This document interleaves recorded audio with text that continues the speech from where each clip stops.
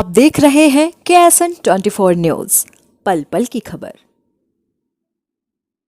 अपने गृह जिले के प्रवास पर कवर्धा पहुंचे प्रदेश के पूर्व मुख्यमंत्री डॉक्टर रमन सिंह ने कांग्रेस सरकार पर जमकर हमला बोला। मीडिया से चर्चा के दौरान उन्होंने खाद और बिजली की कमी को लेकर भूपेश सरकार को आड़े हाथों लिया।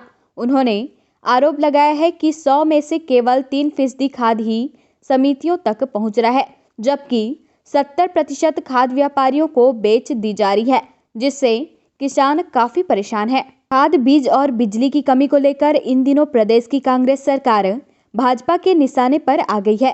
खेती किसानी का काम शुरू होने के बाद भी जिस तरह से समितियों में खाद की आपूर्ति नहीं हो पा रही है, उसे लेकर भाजपा के नेता सरकार को घेरने में लगे हुए हैं। अपने गृह जिले में आयोजित निजी कार्यक्रम में शामिल होने कवर्धा पहुंचे भाजपा के राष्ट्रीय उपाध्यक्ष डॉक्टर रमन सिंह ने भूपेश सरकार पर जमकर हमला बोला। मीडिया से चर्चा के दौरान उन्होंने कहा कि कवर्धा सहित प्रदेश भर के किसान बिजली और खाद के लिए परेशान है। सरकार 70% खाद व्यापारियों को दे रही है, जबकि सोसाइटियों में सिर्फ 30% खाद पहुंचा रही है। 15 सालों तक भाजपा शासनकाल में बिजली और खाद के लिए किसानों को कभी परेशानी नहीं हुई और आज बिजली कटौती के कारण किसान अपने फसलों की सिंचाई तक नहीं कर पा रहे हैं। सरकार अपने जिम्मेदारियों से भाग रही है। वहीं उन्होंने मीडिया से कहा कि सरकार का कार्यकाल पूर्ण होने के बाद हम MOU की समीक्षा करेंगे। देखा था, कवर्धा ने देखा था, एडवांस लिफ्टिंग कराते थे, किसान को याद है, भूले नहीं हैं। अब उनको की तरह तकलीफ हो रही है कि जब 15 साल यूरिया, सुपर फास्फेट और DAP में कहीं कमी नहीं हुई और लगातार आपूर्ति चलता रहा, एडवांस लिफ्टिंग की व्यवस्था थी, 2 महीने का इंटरेस्ट माफ़ किया जाता था, किसानों को समय के पहले ये सारे खाद का स्टॉक कर दिया जाता था। आज स्थिति बिगड़ी क्यों है, इसका जवाब कांग्रेस नहीं दे पा रही, बहानेबाजी कर रही है। जो इनका रिक्वायरमेंट था केंद्र सरकार से, वो पूरा का पूरा यूरिया और DAP इनको मिल रहा है। इन्होंने किया क्या? यदि आप पत्र देखोगे, TS सिंहदेव का पत्र है जो चौबे जी को धन्यवाद सहित लिखा है, उसको भर देख लो, उससे ही समझ में आ जाएगा कि कांग्रेस की नीति यह है कि जितना सुपर फास्फेट और DAP आ रहा है उसका 70% व्यापारियों को, दुकानदारों को दे रहे हैं और 30% सोसाइटी में दे रहे हैं। जब सोसाइटी में यूरिया सप्लाई नहीं हो रहा है, इनके पत्र के जवाब में सरकार के मंत्री या जवाबदार व्यक्ति के जवाब में स्पष्ट है कि सरगुजा पूरे क्षेत्र में 70% खाद जो है व्यापारियों को मिल रहा है, इसलिए शॉर्टेज है। कवर्धा भी वही हालत है। शॉर्टेज की वजह सिर्फ ये है कि आपने व्यापारियों को तो दे दिया कि आप ब्लैक में बेचो और किसान को ज़्यादा से ज़्यादा कीमत वसूलो, और सोसाइटी में नहीं, आज सोसाइटी में लाइन लगा के किसान खड़ा है।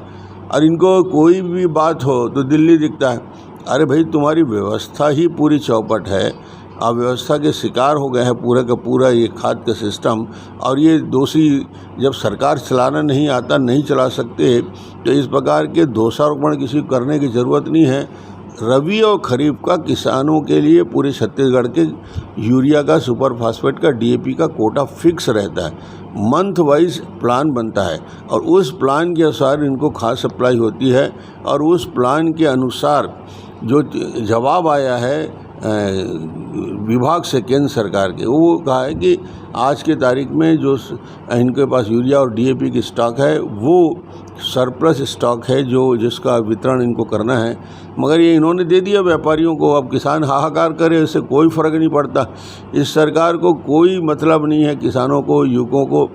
युवक शिक्षाकर्मी के लिए मुड़ मुड़ाते रहें, जूता पॉलिश करते रहें, कोई लेना देना नहीं है। 14,000 शिक्षाकर्मी 2 साल से भटक रहे हैं। 1 लाख शिक्षकों की भर्ती की बात की थी, कहाँ गए शिक्षक के कर्मी? और जो भर्ती हो गए उनको तो लो भाई। ये हालत पूरे छत्तीसगढ़ में है, इनके वादे अधूरे हैं और इसलिए पूरे छत्तीसगढ़ में जो स्थिति आज दिख रही है, लोग परेशान दिख रहे हैं और किसान, युवा, महिलाएं सब हाहाकार कर रहे हैं। तो मुझे लगता है कि सरकार को इस स्थिति को सुधार करना चाहिए। मुख्यमंत्री डॉक्टर रमन सिंह ने मंत्री TS सिंहदेव को कवर्धा जिले के प्रभारी मंत्री बनाए जाने को लेकर सरकार पर तंज कसा और कहा कि सिंहदेव जी का अपने ही क्षेत्र में कुछ नहीं चलता तो कवर्धा जिले में क्या करेंगे वे? प्रदेश सरकार ने उनसे सभी अधिकार छीन लिए हैं। इसके साथ ही उन्होंने सरकार के रोका छेका अभियान पर भी बड़ा सवाल खड़ा किया। Bureau report KSN 24।